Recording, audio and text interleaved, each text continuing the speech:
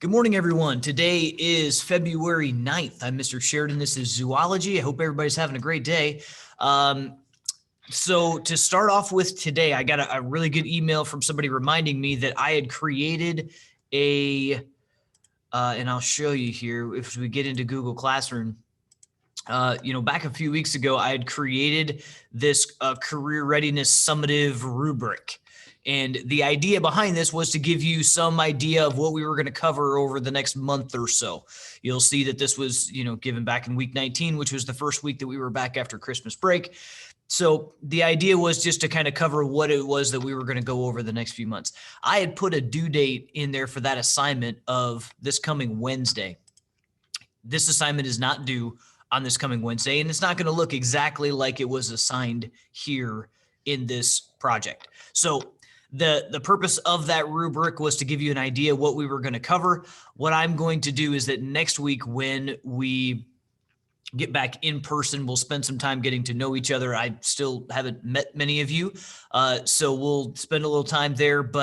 And then throughout that first week that we're together, we're going to kind of work on improving, perfecting some of the information that we've put together over this last few weeks, including your resumes and cover letters, including the Ag Career Explorer activity that we did where you outlined 6 different careers that interest you. That's going to be part of that. And then maybe even down into some of our Michigan commodity stuff. We're also going to cover later this week some information on interviewing for jobs that will also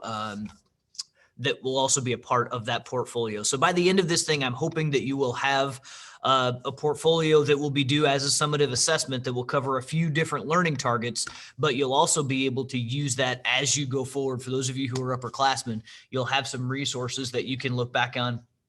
Go back and edit your resume and cover letter accordingly as you apply for jobs and scholarships and internships and all that good jazz, so that you can take that stuff with you as you move forward. So for today, your assignment is to continue making sure that your cover letter is done and ready to go.